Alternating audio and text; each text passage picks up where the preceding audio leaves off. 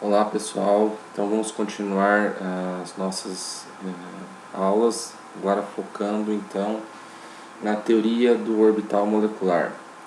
Então a teoria do orbital molecular, ela começou a ser desenvolvida em 1929 por John Lennard Jones, que fez a sua descrição sobre estados atômicos e estados moleculares. Então, uma das primeiras publicações falando sobre o orbital molecular foi feita por Lennard Jones, e aqui nós temos um link da primeira publicação a respeito dessa teoria. Aí aqui nessas duas figuras nós temos as representações de orbitais moleculares, de uma estrutura orgânica, que nós temos o etano, mostrando os orbitais moleculares, tanto ligante quanto antiligante. E aqui também nós temos o eteno, mostrando também os orbitais ligantes, os orbitais antiligantes, em relação à ligação do tipo π. Os termos ligante e antiligante, que nós estamos focando nessa introdução, a gente vai abordar o que cada um deles quer dizer nos próximos slides e quais são as suas implicações. Então, quais são as regras que a gente tem para o uso de orbitais moleculares? Então, nós temos que quando dois orbitais atômicos, orbitais atômicos, se combinam, dois orbitais moleculares, OM, serão produzidos. Cada orbital pode ter um total de 2 elétrons, respeitando o princípio de Pauli, que a gente já falou diversas vezes nas nossas aulas. Os orbitais de menor energia são preenchidos primeiro, obedecendo ao princípio de Aufbau, que a gente também já falou em aulas anteriores. Elétrons não emparelhados têm spin paralelo, obedecendo então a regra de Rand. E um termo que nós vamos usar bastante quando nós falamos da teoria do orbital molecular é com relação à ordem de ligação. Nós vamos entender o que isso quer dizer. Ordem de ligação, na verdade, é uma conta simples, que é metade da quantidade de elétrons ligantes menos a quantidade de elétrons antiligantes nos orbitais moleculares. Nós vamos entender o que essa conta nos traz de informação a respeito de uma determinada estrutura. Antes de a gente entrar formalmente na parte de teoria do orbital molecular, nós temos que lembrar que quando nós temos a formação de uma ligação, isso envolve então a combinação linear de orbitais atômicos. Então nós temos que a função de onda para orbitais moleculares pode ser aproximada tomando combinações lineares de orbitais atômicos. Então veja que nós temos dois átomos, A e B, com as suas respectivas funções de onda, a função de onda do átomo A e a função de onda do átomo B. E quando eles se juntam, formando uma estrutura molecular, nós vamos ter então a função de onda AB, que é uma combinação das funções de onda de cada um dos átomos em separado.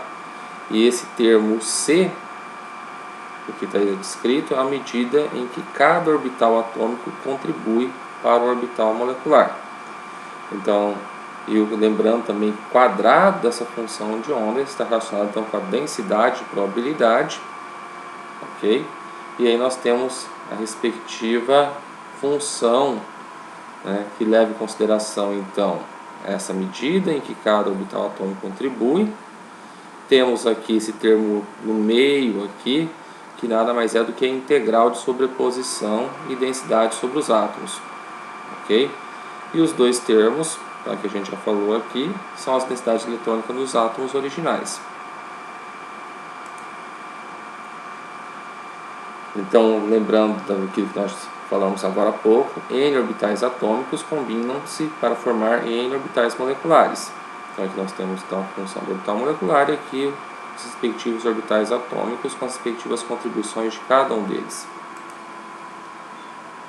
Então, nós temos que quando os orbitais atômicos interferem construtivamente, formam os orbitais ligantes, e quando eles interferem destrutivamente, formam orbitais antiligantes. Então, nós temos a função de onda resultante da combinação dos orbitais atômicos. Então, nós temos aqui uma função resultante, que é um somatório das funções de onda dos átomos separados, e aqui nós temos uma outra função de onda que é resultante da subtração das funções de onda dos orbitais atômicos originais.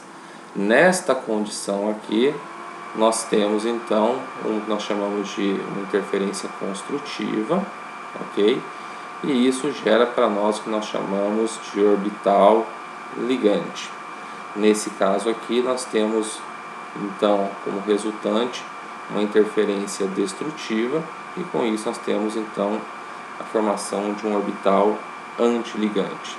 No caso do orbital ligante, nós temos então um aumento da densidade eletrônica na região internuclear, favorecendo a ligação química, e no caso da interferência destrutiva, você tem a formação de uma superfície nodal da região internuclear, desfavorecendo a ligação química.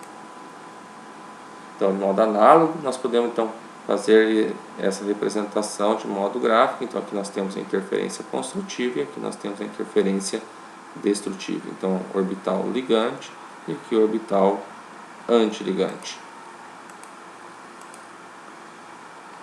Aqui só mostrando, né, como que nós temos então a questão de interferência construtiva, ok? Então, quando nós temos duas ondas que elas têm uma interferência construtiva, nós temos então um reforço dessas ondas, né? Então nós temos a amplitude das ondas, as funções de onda são somadas. Então aqui você gera, então nós chamamos de orbital ligante, e aqui na interferência destrutiva você vai ter um cancelamento das ondas, ok? Então uma anulação dessas ondas, e aqui nós temos então a formação do orbital antiligante. Então com interferência construtiva, tá? Então aqui nós temos então a formação do orbital ligante, tá? O reforço das ondas, ok? Então você tem um somatório das funções de onda. Esses termos estão aparecendo aqui, G, e vai aparecer daqui a pouco também um termo U. Nós vamos explicar o que isso quer dizer, que está relacionado com simetria. Lembrando que eu já falei para vocês que a parte de simetria não é o foco da disciplina, né? Ela é muito abordada na disciplina de ligações químicas, tá? Então a gente tem que lembrar que quando ocorre a formação de uma ligação, tá, a questão de sobreposição dos orbitais atômicos para formar orbitais moleculares depende de um parâmetro de simetria. Então aqui nós temos então a formação do orbital ligante, um casamento bem feito. Então veja, quando você então tem um somatório das funções de onda, então você tem uma adição, tá? Então a formação do orbital ligante. Quando você tem a subtração, a interferência destrutiva, tá? Aqui você tem a formação do orbital antiligante. Tanto o sigma quanto o pi, tá? Então o orbital ligante ele vai ter esse tipo de nomenclatura, e o antiligante sempre vai ter um asterisco, tá? Que é a simbologia de orbitais antiligantes. Então nós temos então um acúmulo de densidade eletrônica entre os núcleos. Esse acúmulo coloca o elétron em uma posição onde ele interage fortemente com ambos os núcleos, ok? Então os núcleos são protegidos uns dos outros, e em função disso, esse acúmulo dessa densidade eletrônica, tá, a energia da molécula ela vai ser menor. No caso do orbital antiligante, ou seja, a interferência destrutiva, tá, uma subtração das funções de onda, tá? Então você tem um plano nodal perpendicular ao eixo de ligação, ok? E a energia do elétron neste orbital ela vai ser maior. Então veja que, diferentemente do que a gente viu no orbital ligante, aqui, veja, tá? No antiligante, nós temos que o elétron ele é excluído da região internuclear, deveria estar aqui, então ele fica fora da região internuclear, e isso vai causar uma desestabilização, tá, do seu sistema. Lembrando então da curva de energia potencial, né? O que essa curva nos mostra? Tá? Mostra a variação da energia molecular em função da distância de separação, onde nós temos então forças repulsivas nessa região, forças atrativas nessa região e aqui o equilíbrio, tá? Na questão da menor energia possível. Então, olhando o perfil, nós temos um orbital ligante, chamado de orbital 1s, em relação aos elétrons S, né? A energia do orbital 1s diminui conforme a distância, né, diminui. Lembrando que, contudo, em pequenas distâncias, aqui, tá, a repulsão torna-se muito grande, tá? Então isso faz com que os núcleos se afastem, tá?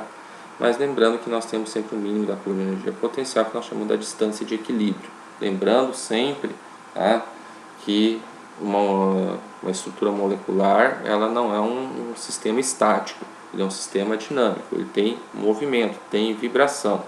Então, quando a gente pensa numa distância, essa é uma distância média, tá? Um equilíbrio entre as forças atrativas e as forças repulsivas do sistema. Então, tomando como exemplo aqui um diagrama de energia do brometo, do bromo metano, tá? Então nós temos orbitais moleculares que resultam da combinação de orbitais atômicos. Então, isso é uma informação importante: orbitais não podem ser criados nem destruídos. O número de orbitais moleculares é igual ao número de orbitais atômicos envolvidos, conforme a gente falou no início da discussão da teoria do orbital molecular.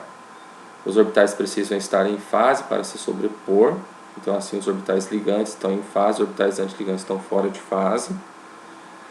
Os átomos mais eletronegativos têm orbitais atômicos de menor energia. Os orbitais moleculares de baixa energia são preenchidos primeiro, obedecendo o princípio de Aufbau. A questão de eletronegatividade vai ser importante também quando a gente for falar dos sistemas, do perfil dos diagramas de orbitais moleculares, tanto de moléculas homonucleares quanto moléculas heteronucleares. A gente vai ver mais para frente. Okay? Então, aqui mostrando, tá, como que são os orbitais ligante e antiligante da estrutura do H2, tá, com as suas respectivas probabilidades. Ok? E aqui é uma coisa importante que a gente sempre vai notar, que a gente não pode esquecer que os orbitais ligantes sempre têm menor energia quando comparado com seu respectivo orbital antiligante. E aí então essa diferença de energia entre o orbital antiligante e o orbital ligante também tem algumas implicações importantes que nós vamos discutir mais para frente. Mas você consegue então, através de técnicas espectroscópicas, obter essa diferença de energia entre os orbitais ligante e antiligante. Então veja, à medida que a distância entre átomos diminui, os orbitais atômicos se sobrepõem, tá? E a ligação ocorre se a simetria orbital deve ser tal que as regiões do mesmo sinal se sobreponham, a energia dos orbitais deve ser semelhante e a distância entre atômicos deve ser curta o suficiente, mas não muito curta, lembrando sempre das curvas de energia potencial. Okay? Tem que ter uma distância de equilíbrio. Com isso nós temos que a energia total dos elétrons orbitais moleculares é menor que nos orbitais atômicos, a molécula é estável quando comparada com os átomos que a compõem. Então, o sistema buscando um estado de menor energia. Então, aqui nós temos um diagrama de nível de energia. Tá? Então, aqui você tem a função de onda do átomo A, a função de onda do átomo B, ok? E aqui o respectivo diagrama de orbital molecular formado a partir da ligação. Então aqui nós temos também a estrutura do gás hidrogênio, da molécula de gás hidrogênio, a respectiva função de onda antiligante e a respectiva função de onda ligante. Então veja que o orbital molecular ligante está representado aqui, menor energia, quando comparado com o respectivo orbital molecular antiligante. e aqui nós temos as respectivas representações de ambos os orbitais. Aqui ainda não está sendo colocado como fica a distribuição dos elétrons nos respectivos orbitais. Isso nós vamos ver um pouco mais para frente. Então, de modo mais geral, tá? A função de onda resultante é uma combinação das funções de onda dos átomos que compõem essa estrutura. Lembrando que o mais é uma interferência construtiva e o menos é uma interferência destrutiva. Lembrando também que o número de orbitais atômicos é igual ao número de orbitais moleculares formados após a ligação. Então aqui veja, elétrons de orbitais ligantes se concentram entre os núcleos e mantêm os núcleos juntos. Energia total é reduzida. Já elétrons em orbitais antiligantes causam repulsão mútua entre os átomos. Então nesse caso aqui você tem que a energia total do sistema ela sofre um acréscimo. Até agora então nós falamos somente de orbitais do tipo S. Veja, aqui também nós temos a respectiva representação de orbitais tanto ligante quanto antiligante, envolvendo orbitais do tipo P. Então, a adição de dois orbitais atômicos Pz resulta em um orbital molecular sigma P, e a subtração dará um orbital molecular antiligante sigma P asterisco, tá? Representação de orbital antiligante com um plano nodal perpendicular ao eixo da ligação. Okay? A adição de dois orbitais atômicos Px ou Py resulta em um orbital molecular πp contendo um plano nodal ao longo do eixo de ligação. Okay?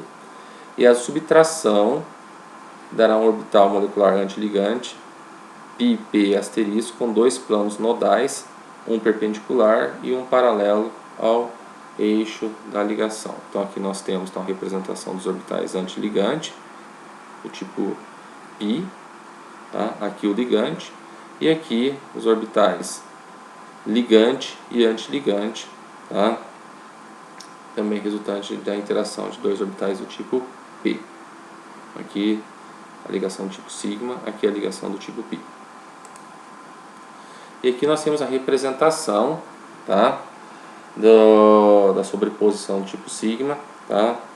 Tanto em fase quanto fora de fase, tá? Aqui nós temos orbitais S, aqui nós temos orbital S e orbital P, aqui nós temos orbital S e orbital D em fase, aqui nós temos orbital P e D em fase.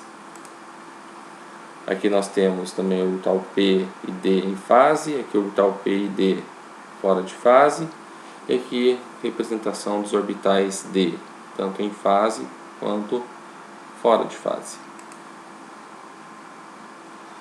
Aqui mostrando aquilo que a gente já viu, tá? As funções de onda, tá? Representando aqui os orbitais. Lembra que um somatório nós temos então interferência construtiva, e aqui, tá? A subtração, interferência destrutiva, aqui envolvendo orbitais do tipo P.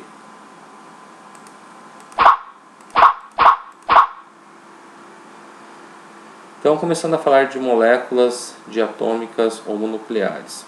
Tá? Então, orbitais moleculares podem ser classificados de acordo com a sua simetria em torno do eixo molecular e seu caráter ligante e antiligante. Ok?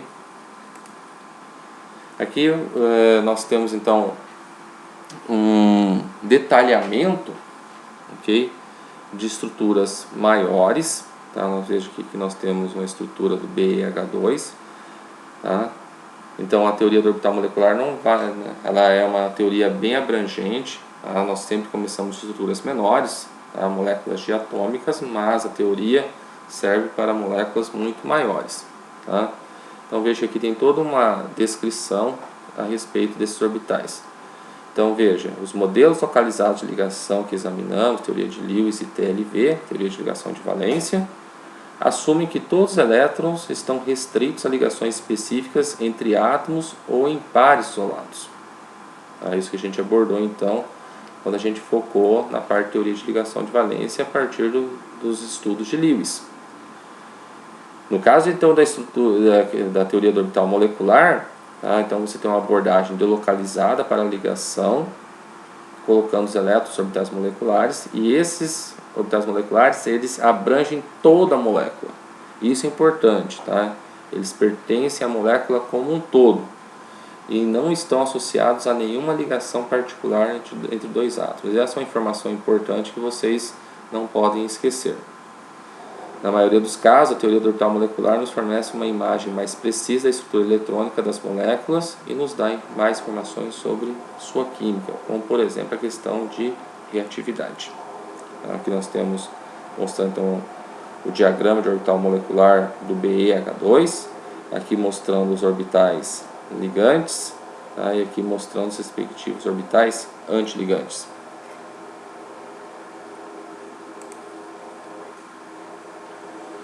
Lembrando então que orbitais moleculares são construídos a partir dos orbitais atômicos disponíveis em uma molécula, tá? E isso é feito de uma maneira semelhante à maneira como fizemos orbitais híbridos a partir dos orbitais atômicos na teoria de ligação de valência. Ou seja, faremos orbitais moleculares para uma molécula a partir de combinação linear de orbitais atômicos, tá? Em inglês chamado de LCAO. Em contraste com a TLV, a teoria do orbital molecular, na teoria do orbital molecular, orbitais atômicos virão de vários ou de todos os átomos da molécula.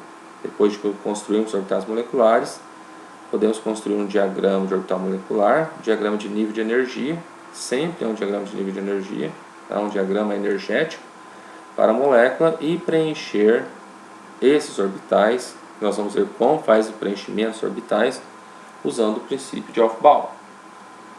Então, algumas regras para fazer orbitais moleculares usando então esse método de combinação linear de orbitais atômicos. Então nós temos que n orbitais atômicos deve produzir n orbitais moleculares. Por exemplo, 8 orbitais atômicos devem produzir 8 orbitais moleculares. Para combinar, os orbitais atômicos devem ter simetria apropriada, apesar de que nós não vamos focar nessa parte de simetria. Para combinar, os orbitais atômicos devem ter energia similar, ou seja, próximas, né? Cada orbital molecular deve ser normal e deve ser ortogonal a todos os outros orbitais moleculares.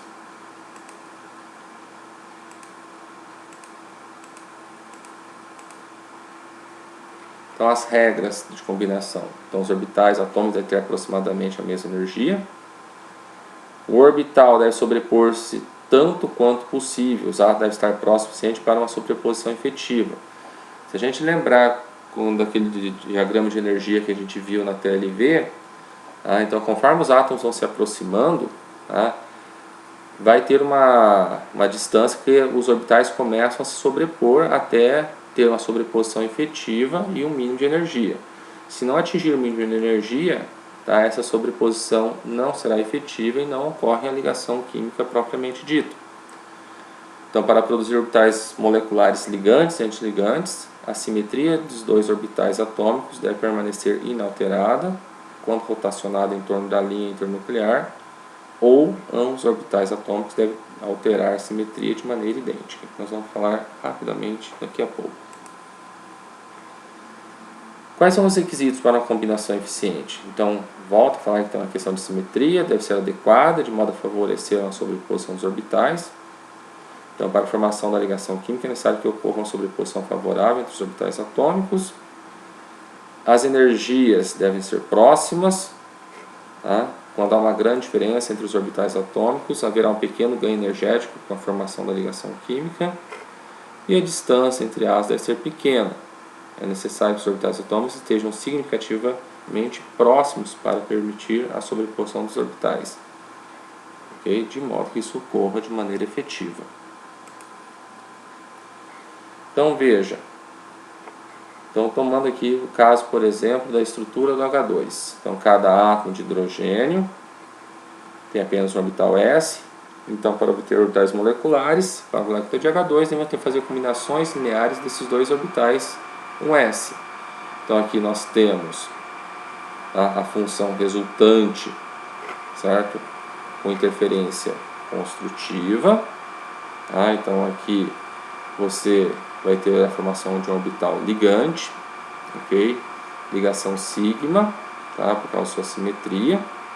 E aqui nós temos então uma subtração, uma interferência destrutiva, tá?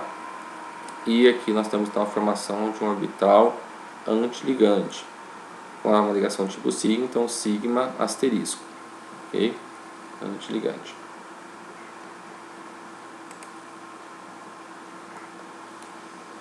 Então você pode perguntar, por que sigma é chamado de ligante e sigma asterisco é antiligante?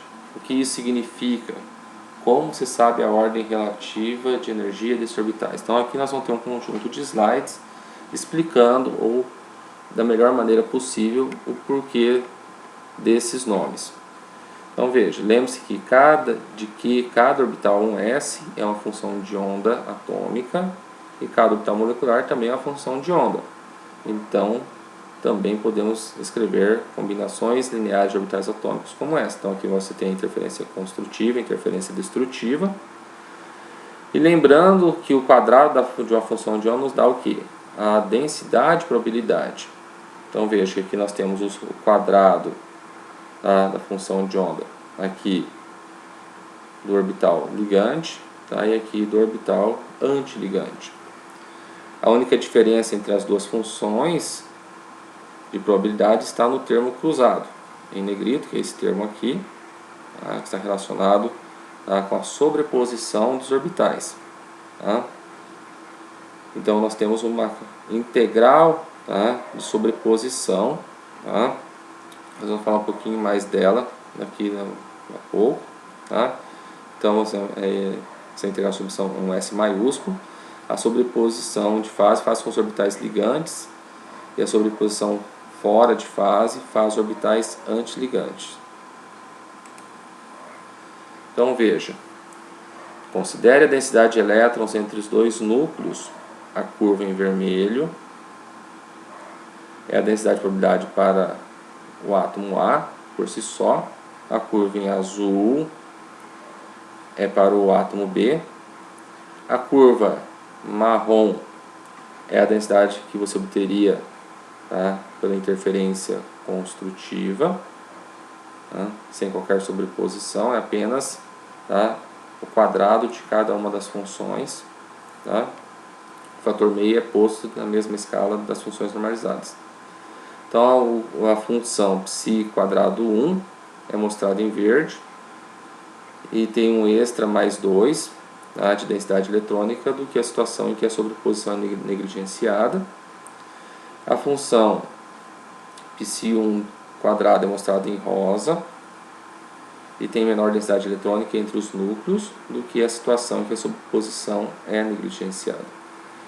Então nós temos que o aumento da densidade de elétrons entre os núcleos da sobreposição em fase reduz a quantidade de repulsão entre as cargas positivas. Então isso significa que um orbital molecular ligante será mais baixo em energia. Isso quer dizer que tem uma maior estabilidade do que o correspondente orbital molecular antiligante ou dois átomos de hidrogênio não ligados. Então veja aqui, ó, mostrando então cada uma das situações que nós temos. Então, com relação aos orbitais, então os orbitais moleculares são classificados como sigma, pi ou delta de acordo com as suas simetrias rotacionais em torno do eixo nuclear nas espécies centrosimétricas, ou como G ou U de acordo com as suas simetrias em relação à inversão. Nós vamos falar o que quer dizer então os termos G e U. Então a ideia é ver como a teoria do orbital molecular pode explicar os aspectos revelados pela espectroscopia fotoeletrônica e por outras técnicas, principalmente a espectroscopia de absorção. Lembra que eu falei que é possível você obter a diferença de energia entre os orbitais ligante e antiligante usando técnicas espectroscópicas. Então, do mesmo modo que nos átomos os elétrons são encontrados em orbitais atômicos, nas moléculas os elétrons são encontrados em orbitais moleculares. E esses elétrons se espalham por toda a molécula. Tá? Os elétrons de valência estão delocalizados sobre toda a molécula, ou seja, não pertencem a uma ligação específica, e isso são Os orbitais moleculares, tá, são resultantes, são da combinação linear de orbitais atômicos. Quais são os postulados da teoria do orbital molecular? Os elétrons que ocupam os orbitais moleculares pertencem à molécula como um todo, ao invés de pertencerem a um átomo individual. Os orbitais atômicos, os orbitais híbridos, se sobrepõem uns com os outros para formarem os orbitais moleculares. Quando dois orbitais atômicos se juntam para formar dois orbitais moleculares, dois fatores devem ser levados em consideração. Primeiro, os orbitais atômicos devem ter energias comparáveis, e os orbitais atômicos, segundo, os orbitais atômicos devem se sobrepor de maneira significativa, igual a gente já falou diversas vezes. Todos os elétrons de valência contribuem para a estabilidade da molécula, ou seja, aqueles que participam da ligação. Os orbitais atômicos deixam de existir quando uma molécula é formada, dando origem a um novo conjunto de níveis energéticos que corresponde à nova distribuição da nuvem eletrônica, ou seja, os orbitais moleculares. O número de orbitais moleculares formados é o mesmo número de orbitais atômicos que se combinam. E a teoria do orbital molecular, ela explica propriedades como paramagnetismo, diamagnetismo de moléculas, coisa que a TLV, a teoria de ligação de valência, apresenta falhas nessa descrição.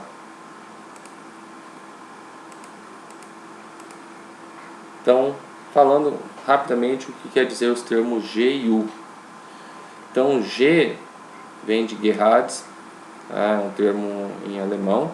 Tá? A função de onda não muda o sinal na inversão do centro da molécula. Veja que você tem o mesmo sinal, tá? Aqui também mostrando, ó, tá? Você tem o mesmo sinal em relação ao centro de inversão.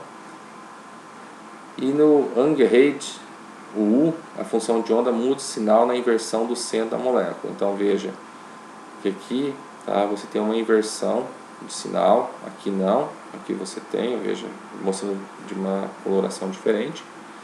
E aqui também, veja que aqui você tem o mesmo sinal, tá, olhando a seta, a direção da seta, e aqui você sai de um sinal e vai para outro. Então, aqui você tem o G e aqui você tem o U. Mudança de sinal, e aqui você tem uma permanência do sinal. Então, para moléculas diatômicas ou nucleares, é algumas vezes conveniente identificar a simetria dos orbitais moleculares com relação à inversão por meio do centro da molécula. Então, inicia-se em um ponto no orbital e caminha-se em linha reta em direção ao centro da molécula. Continua-se por uma distância igual até o outro lado do centro, e se o sinal ficar inalterado, você tem o G, que é uma função que nós chamamos de função par. E se o sinal for invertido, tá, você tem o U, tá, quer dizer ímpar. Tá? E olha aqui, ó, trazendo para aquele linguajar mais característico, sigma ligante é G e sigma antiligante é U. Ou seja, sigma ligante é par, sigma antiligante é ímpar. Para moléculas diatômicas ou nucleares, é algumas vezes conveniente identificar a simetria dos orbitais moleculares, tá, com relação à inversão meio do centro da molécula, fazendo do mesmo jeito, tá? Só que aqui, tá, nós estamos focando então na ligação do tipo π. Tá? Então veja, também o mesmo raciocínio que a gente usou para a ligação do tipo sigma. Tá? Então, se o sinal ficar inalterado, tá, você tem o G. Se o sinal se inverter, nós temos o U. Tá? Então, o π ligante é U, par, e o π antiligante é G, tá, ou ímpar. Então, aqui nós temos o orbital π ligante, e aqui nós temos o orbital π antiligante. Então, πU e aqui πG.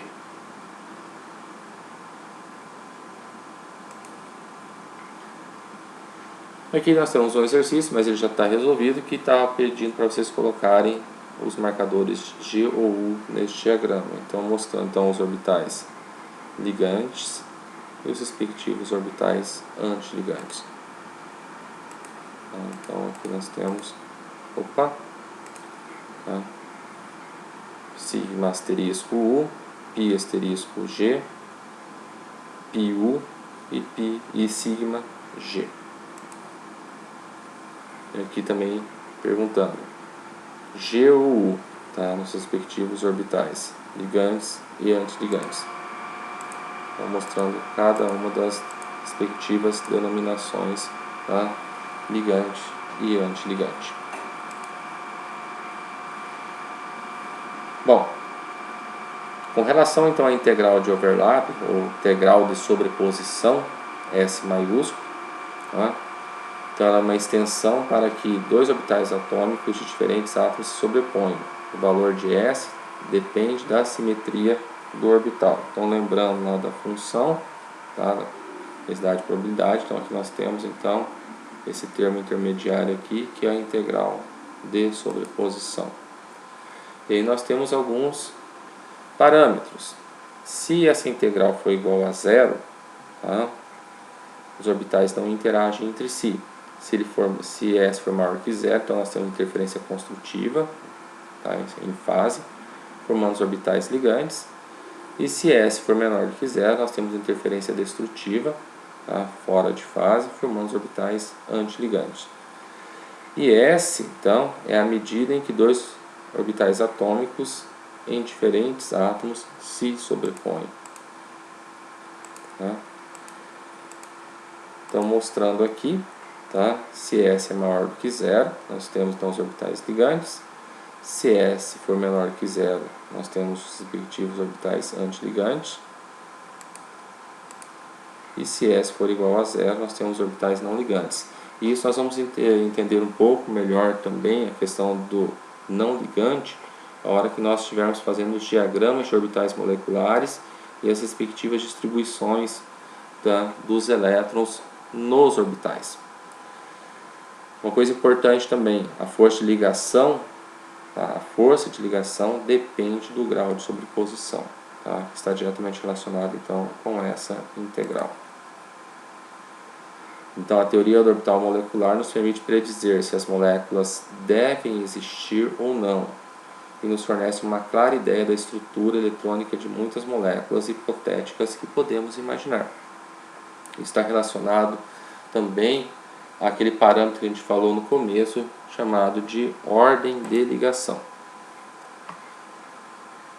Então aqui só um lembrete, tá, da questão de formação dos orbitais orbitais moleculares a partir dos orbitais atômicos.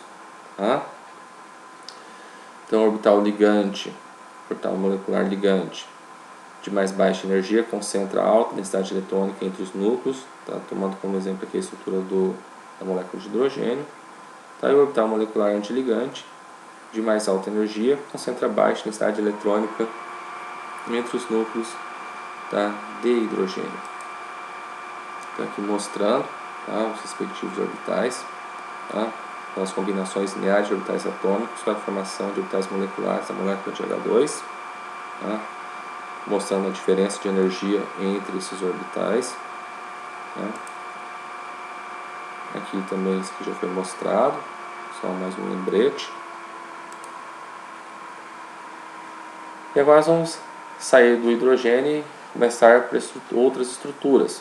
Tá? Então aqui, orbitais moleculares do gás hidrogênio e essa molécula aqui hipotética, HE2. Tá? Então os elétrons, tá? Começando a fazer então a distribuição dos elétrons nos respectivos orbitais ligantes e antiligantes.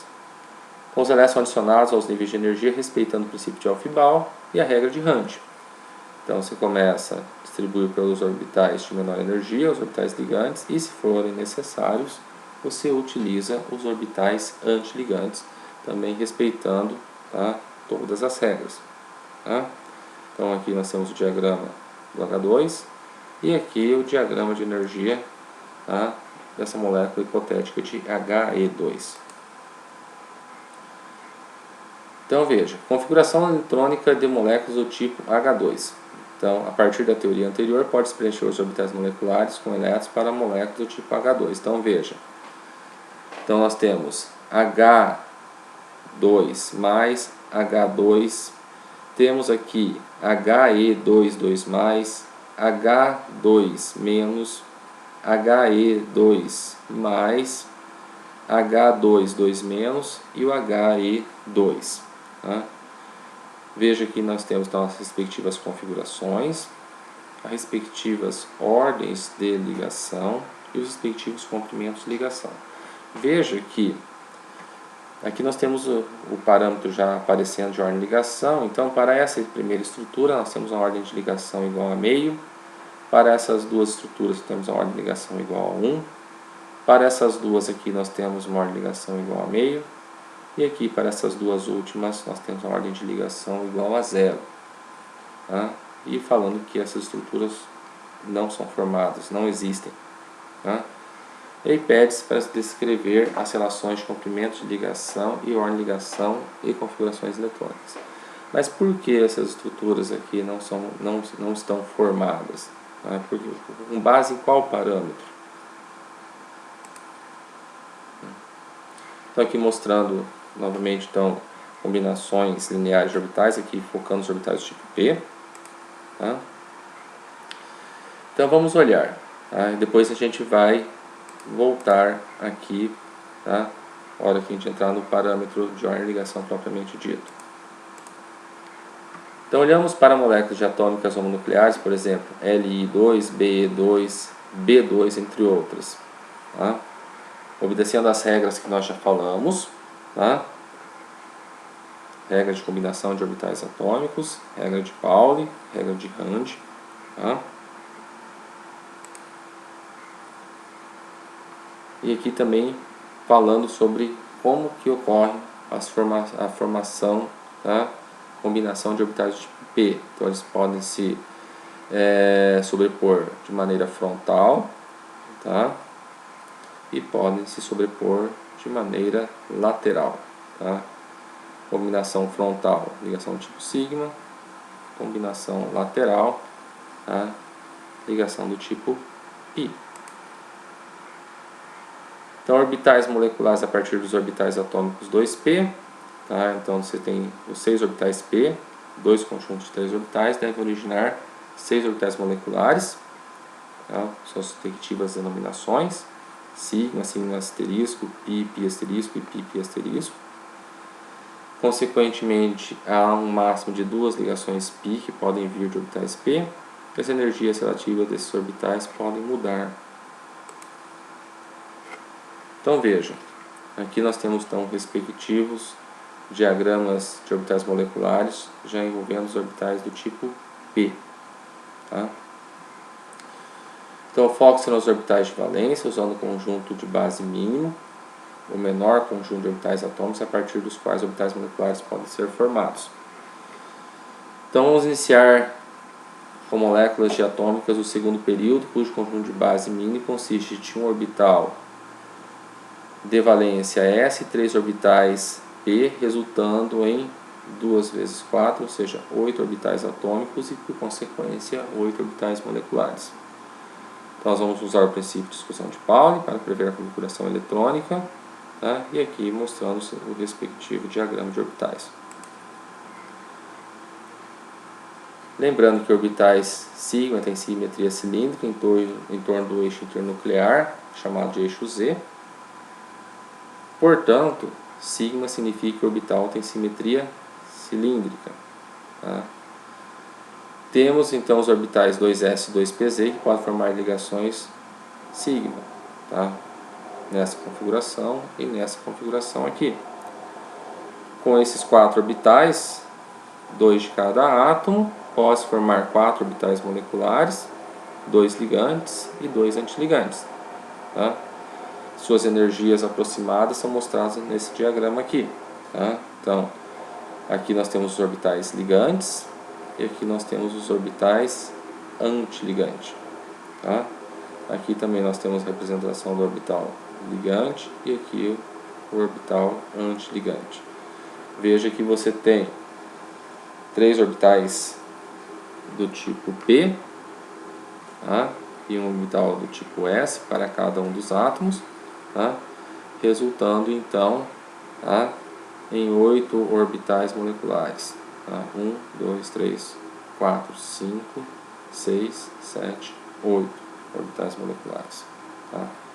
4 orbitais atômicos, 4 orbitais atômicos.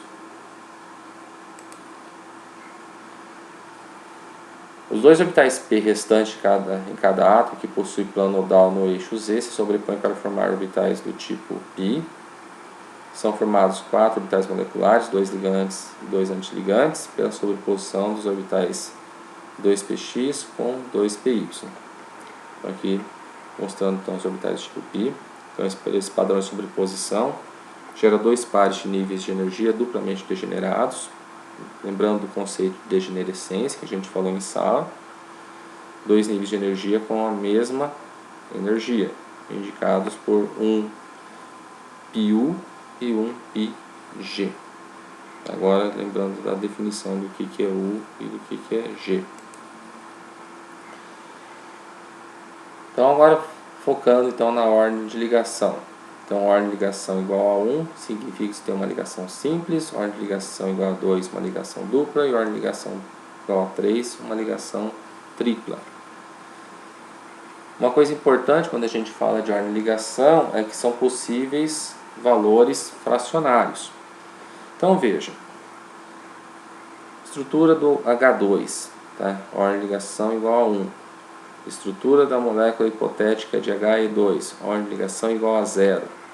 Então, veja, não há ligação entre os dois átomos de hélio. Tá? Veja essa outra estrutura aqui, HE2+, ordem de ligação igual a 0,5. Veja que é possível, então, nós temos ordens de ligação fracionárias.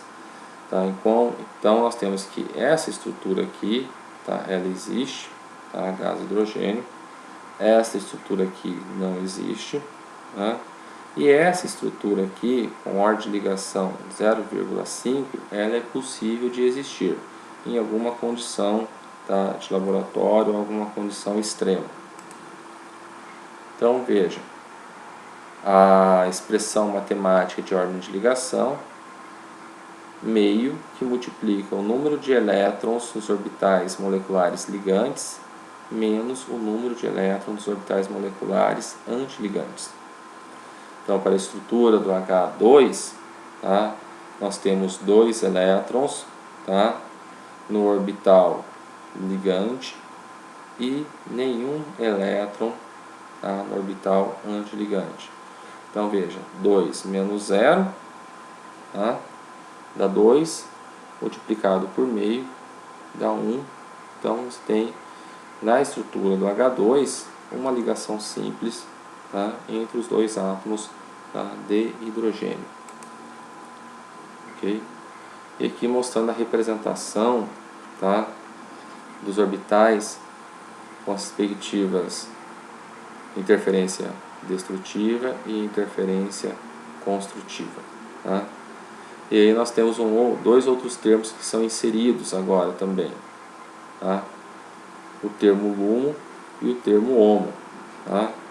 Então, nós temos então a definição, tá, dos orbitais HOMO-LUMO. Tá?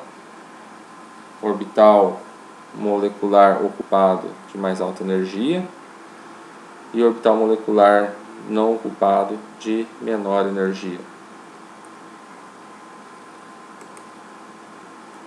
Então aqui, de novo mostrando a estrutura do H2, o respectivo diagrama de energia dos orbitais moleculares, o respectivo cálculo da ordem de ligação. Tá? Então essa estrutura existe. Tá? Veja que no caso do HE2, tá, a resultante de ordem de ligação, tá, 2 menos 2, tá, 2 elétrons no orbital ligante, menos 2 elétrons no orbital antiligante, tá, a resultante aqui é 0. Então não existe ligação química entre esses dois átomos, portanto a molécula de HE2 não existe. Tá? Então, mostrando aqui os respectivos diagramas de orbitais moleculares, tá? Ok? Com o respectivo cálculo de ordem de ligação. Outro exemplo, tá? Molécula de Li2, tá? Aqui já fazendo o uso, tá, os orbitais do tipo do segundo período, 2s, aqui você tava, quando você tinha as monoestruturas anteriores, você estava focando somente no 1s aqui, então você vai fazer no segundo período, 2s, então veja, ordem de ligação também, ok? 4 menos 2 dá 2 multiplicado por meio é igual a 1, então você tem uma ligação simples sendo formada entre os dois átomos de lítio, portanto essa estrutura existe. Aqui é importante já começar a falar o seguinte: quando a gente faz o cálculo de ordem de ligação, você pode considerar todos os orbitais ligantes, aqui e aqui, com os respectivos orbitais antiligante, aqui e aqui, ou você pode somente usar a parte de valência, o resultado será o mesmo. Veja, esse cálculo aqui foi feito tomando como base todos os orbitais, então você tem 2 mais 2 nos orbitais ligante, totalizando 4, menos 2 desse orbital antiligante aqui, então a resultante aqui é 1. Se você preferir trabalhar somente com a parte de valência, o resultado é o mesmo. Veja, 2 menos 0 multiplicado por meio também vai dar 1. Uma ligação simples sendo formada. Aqui então mostrando os respectivos orbitais moleculares de novo, com as suas respectivas nomenclaturas, ordem de ligação calculada. Outro exemplo, Be2, ok? Então foi calculado, ordem de ligação neste caso aqui, igual a 0, Veja que você tem, independente do modo que você faça a conta, você vai considerar todos os orbitais, então 2 mais 2, 4, os orbitais ligantes, 2 mais 2, 4, os orbitais antiligantes, resultante 0, então ordem de ligação igual a 0. Portanto, molécula de Be2 não existe. Agora um outro exemplo aqui, molécula de B2, boro. Então veja que nós temos aqui a representação dos elétrons nos orbitais moleculares, e aqui já temos a questão de paramagnetismo e diamagnetismo também sendo considerada, Então, pela distribuição eletrônica aqui, nós temos que a estrutura, obedecendo essa distribuição, ela é diamagnética. Mas, olha aqui, sabemos que o B2 ele é paramagnético. Ora, mas se aqui está dizendo que ele é diamagnético, como explicar isso?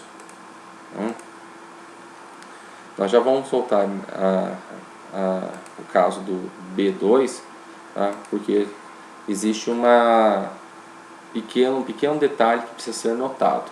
Mas antes de a gente focar nesse detalhe, vamos passar para as outras estruturas. Então aqui nós temos o caso do N2, ok? Com a sua respectiva distribuição eletrônica nos orbitais ligante e antiligantes, ok? Com o respectivo cálculo de ordem de ligação, ordem de ligação igual a 3, então nós temos 3 ligações entre dois átomos de nitrogênio, formando gás nitrogênio. Aqui é a estrutura do O2, ok? Que também foi o motivo da gente ter falado lá na TLV, ok? Por que que o O2 é paramagnético? Então a teoria do orbital molecular mostra essa questão do paramagnetismo. Veja que nós temos, pelo diagrama de orbital molecular, elétrons desemparelhados, e isso então explica, a teoria do orbital molecular consegue explicar o paramagnetismo, tá, da molécula de O2. Tá? E aquilo que eu falei para vocês, tá? Na prática, então, para o cálculo de ordem de ligação, pode considerar apenas os elétrons de valência. Tá? Vocês podem decidir o que vocês se sintam mais confortáveis, considerando todos os elétrons, tá? Não confundir ligante com antiligante, isso é importante, ou somente aqueles de valência. O resultado, tá, será o mesmo. Aqui a estrutura do F2, tá? Com seu respectivo cálculo, tá, de ordem de ligação, ordem de ligação igual a 1, tá? Então uma ligação simples. Só voltando aqui, tá? No caso do gás oxigênio, ordem de ligação igual a 2. Então você tem duas ligações entre os dois átomos de oxigênio. Então agora falando um pouco sobre mistura de orbitais, que aí nós vamos entender aquela questão que ficou em aberto. Tá? Qual questão? Essa aqui, tá? Do paramagnetismo do B2.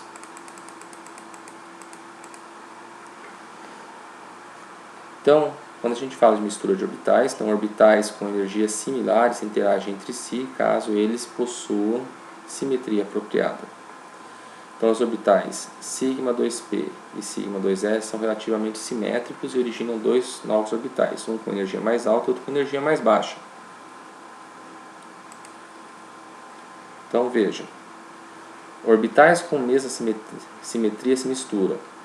Um orbital de energia mais alta se move para cima e outro de energia mais baixa se move para baixo. Tá?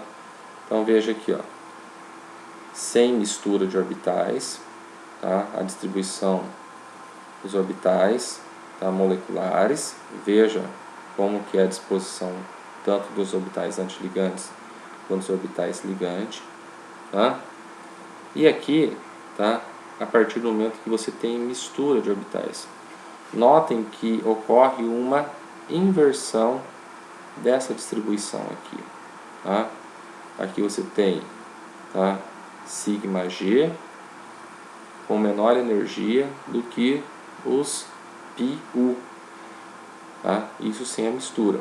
Com a mistura, tá, ocorre uma inversão de posição.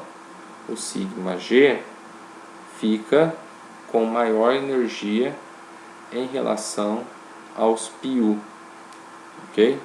E isso é importante para explicar então essa questão, tá, do paramagnetismo, tá, do B2. Então veja, tá? Diagrama de orbitais moleculares da molécula de B2, tá? Sem a mistura, tá? Então você tem os dois elétrons aqui estão emparelhados, tá?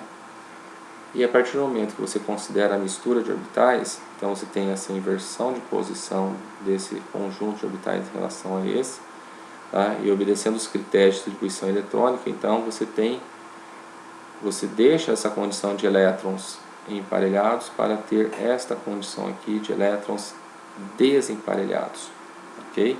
E isso explica então o comportamento paramagnético, tá, do B2.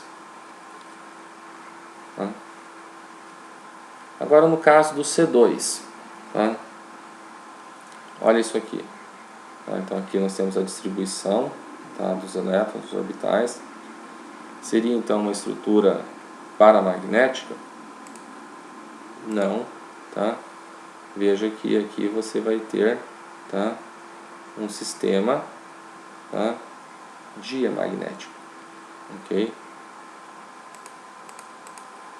Também levando em consideração o que? A mistura, tá, de orbitais. Tá? Então o C2 é uma estrutura diamagnética. Tá?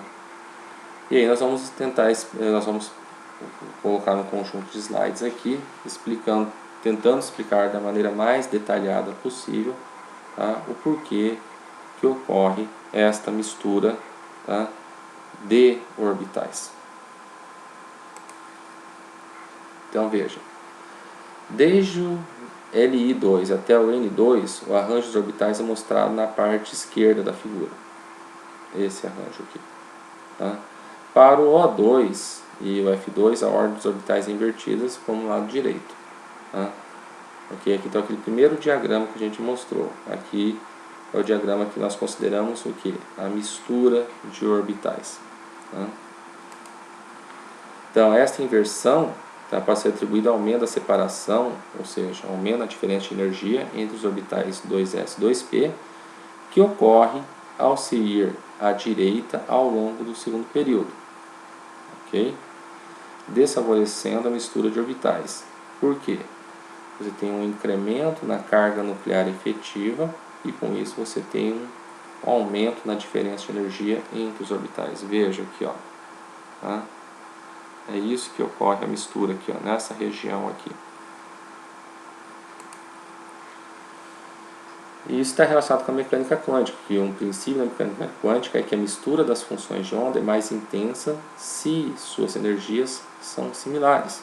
Tá? Então, nós estamos aqui levando o conceito de mecânica quântica, tá, para justificar, tá, essa mistura de orbitais. Tá?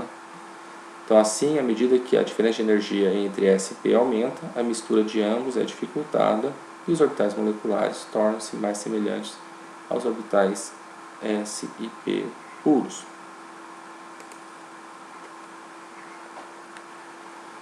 Então, o princípio do preenchimento é usado para prever as configurações eletrônicas do estado fundamental, acomodando os elétrons no conjunto orbital molecular apresentados ao lado, com as restrições do princípio de exclusão de Pauli.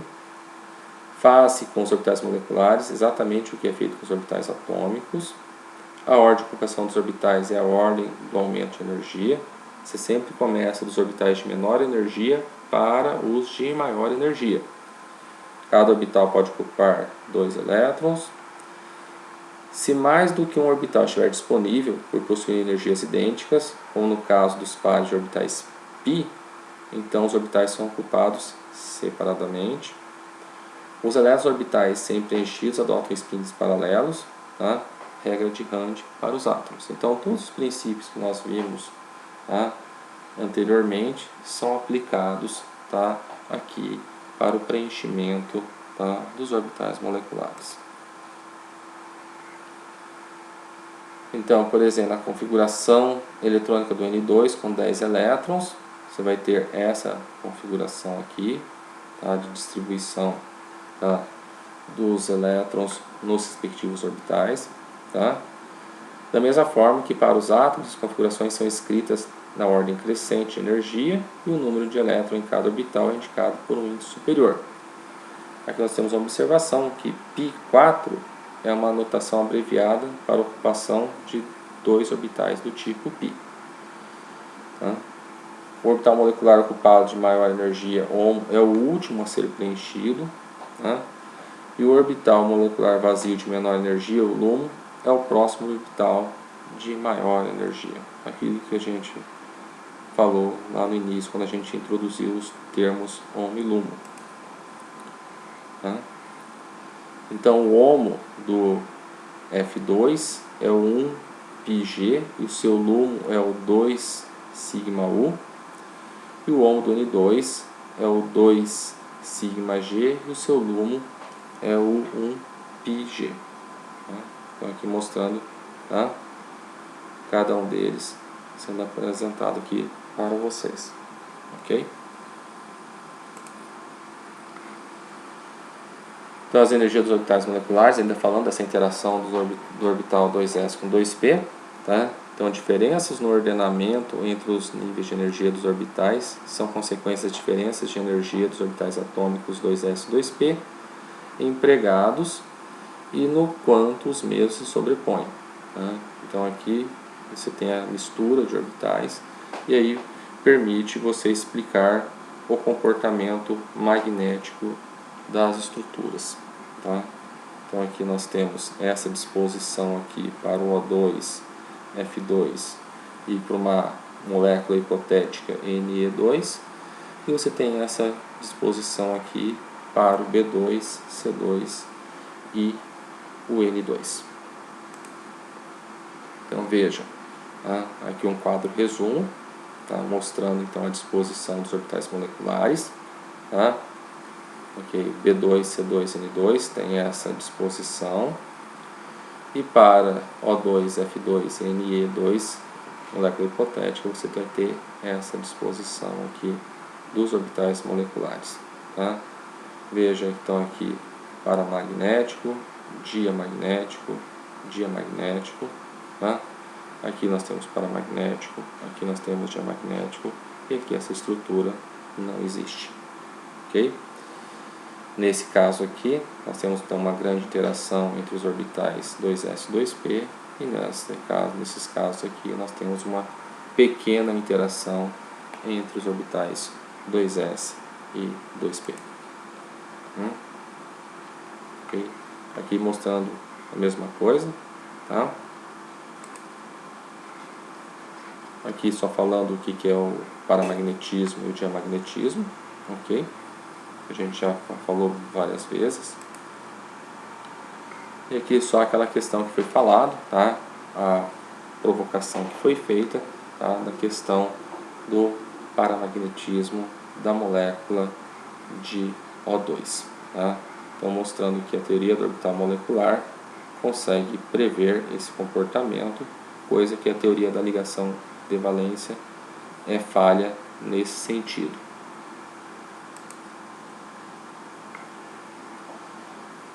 Então aqui só falando, tá, como faz a construção, tá, dos orbitais, tá, moleculares a partir de orbitais atômicos, aqui focando na estrutura do F2 e do O2, tá, e como você faz a distribuição deles, ok? Uma informação importante aqui, tá, é essa aqui. Para saber a posição exata dos orbitais é necessário usar a espectroscopia eletrônica de absorção, ou espectroscopia fotoeletrônica, ou um cálculo detalhado, tá? Cálculo, tá?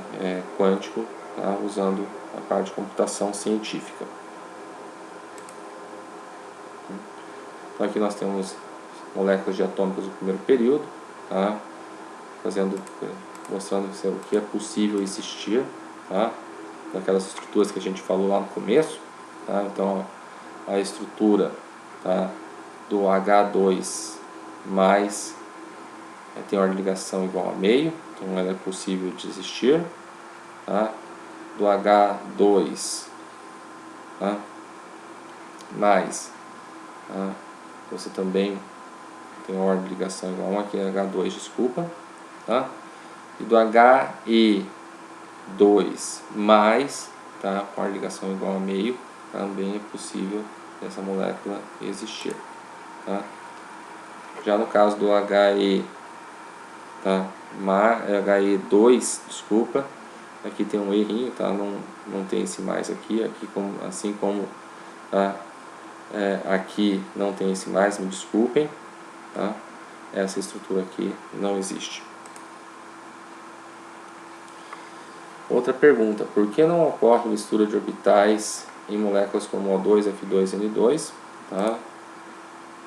Então, resposta é essa, tá? A gente já falou, tá? Então, nesses casos, orbitais 2s possuem energia muito baixa e não irão interagir com o orbital 2p. Tá? Veja, tá? Essa questão aqui, tá? A energia deles é muito baixa, tá? Então, por isso não ocorre interação, diferentemente do que ocorre aqui. Então, aqui nós temos um gráfico comparativo, tá, das energias, tá? Então, a explicação é com o aumento do número atômico, o aumento da carga nuclear efetiva, o que faz com que os elétrons orbitais sejam mais fortemente atraídos e que suas energias são menores. Então, aquilo que nós vimos lá atrás, tá, sobre propriedades periódicas, também está sendo usado aqui para explicar, tá, um fenômeno de mistura de orbitais que explica o comportamento magnético, tá, de estruturas usando a teoria do orbital molecular. Tá? Nesse slide aqui, então, nós falamos rapidamente sobre o comprimento de ligação das moléculas diatômicas. Então, à medida que os orbitais antiligantes são populados, tá, há uma diminuição da ordem de ligação e, consequentemente, do comprimento da mesma. Então, veja, moléculas, tá? Várias moléculas derivadas, tá? De compostos, de estruturas, tá? Usuais, tá? Mostrando como que varia o comprimento de ligação em função do número de elétrons de valência, tá? E com a respectiva distribuição, tá? Desses elétrons, tá? Nos orbitais ligante e também usando os orbitais antiligantes. Então, se fosse perguntado para vocês na prova, tá? Algo relacionado a isso, tá? A resposta é essa aqui, tá? Então, guardem, tá? Essas explicações, tá? Que são importantes. Aqui vejo que você tem aqui, ó, preenchimentos orbitais ligantes, tá? E aqui preenchimentos respectivos orbitais antiligantes. Então, veja aqui só um quadro resumo, tá? De alguns tamanhos de ligação, né? Comprimento de ligação de moléculas diatômicas, tá? Aqui só mostrando, tá? O diagrama simplificado de orbital molecular para o oxigênio, gás oxigênio, tá? Aqui para o F2, tá? Aqui só relembrando então a estrutura do B2, tá? Que já foi respondida, aqui aquela mistura.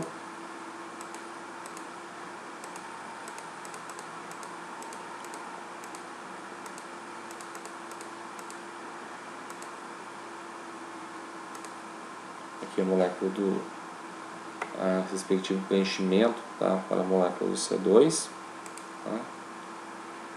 Então, para o Li2 até o N2, essa configuração, tá? Dos orbitais, e para o O2 F2, essa configuração aqui de disposição dos orbitais moleculares. Tá? Aqui mostrando o nitrogênio, tá? Aqui a questão da diferença de energia, mostrando de um jeito diferente, tá? Com os elétrons sendo distribuídos, tá? Veja, aqui já lembrando em consideração, tá? A questão da carga nuclear efetiva e a respectiva diferença de energia. Tá? Aqui já também falando da questão do paramagnetismo, tá? Veja aqui embaixo nós temos as estruturas, ok? Tá? É um quadro resumo, tá? Mais detalhado, ok? Falando então de algumas estruturas derivadas, tá? Aqui o C2, aqui o C2 2-, aqui o O2, O2 2-, tá?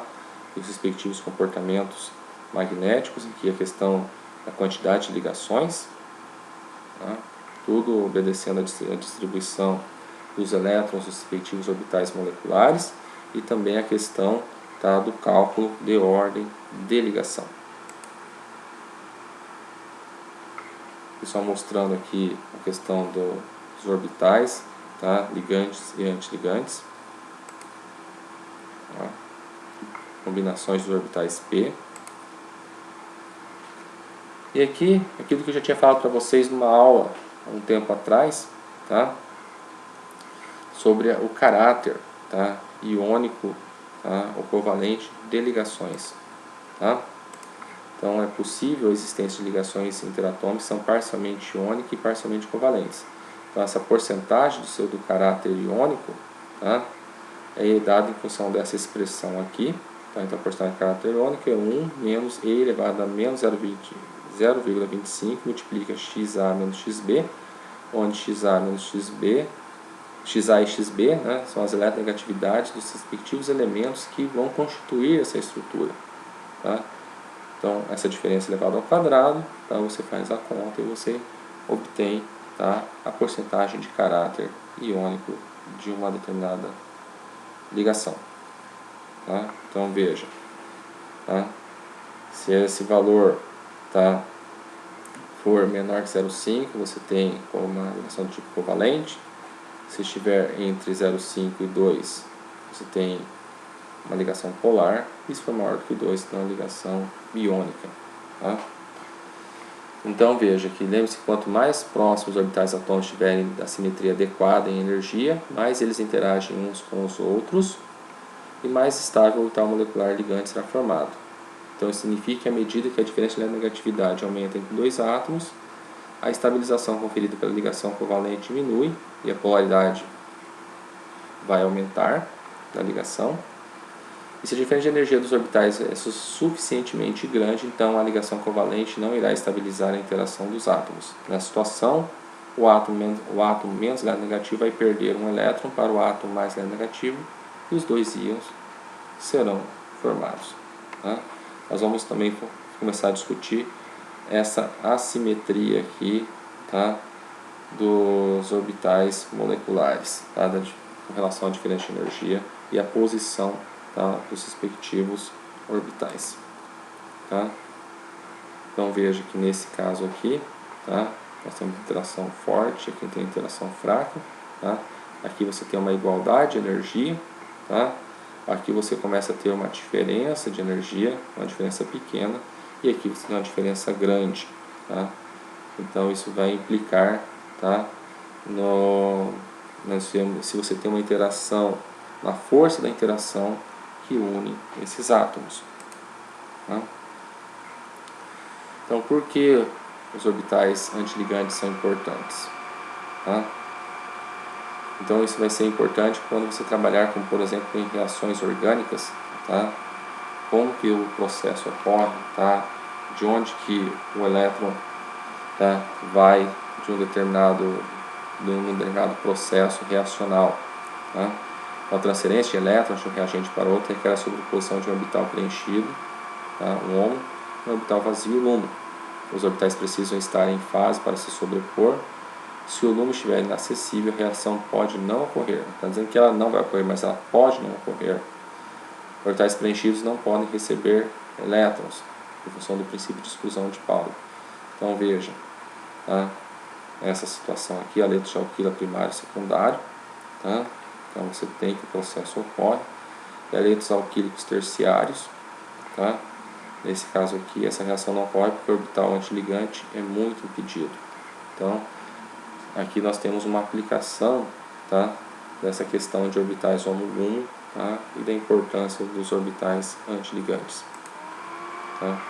Aqui um outro tipo de reação, também onde a questão dos orbitais antiligantes são importantes, ok? Explicando o porquê dessa importância. Tá? Não é o foco, tá, da disciplina, mas mostrando uma aplicação prática daquilo que a gente está vendo na teoria. Tá? Então aqui nós temos a questão de orbitais ocupados. Então os orbitais ocupados podem ser não ligantes, ocupados, pares isolados, orbital ligante de uma ligação sigma, orbital ligante de uma ligação π. Os orbitais desocupados podem ser orbitais não ligantes ocupados, cátions, orbital antiligante de uma ligação sigma e orbital antiligante de uma ligação do tipo π. Focando agora em moléculas diatômicas heteronucleares, nós vamos parar aqui por hoje, tá? Vamos continuar no próximo vídeo, tá? Falando então sobre estruturas heteronucleares. Até o próximo. Obrigado.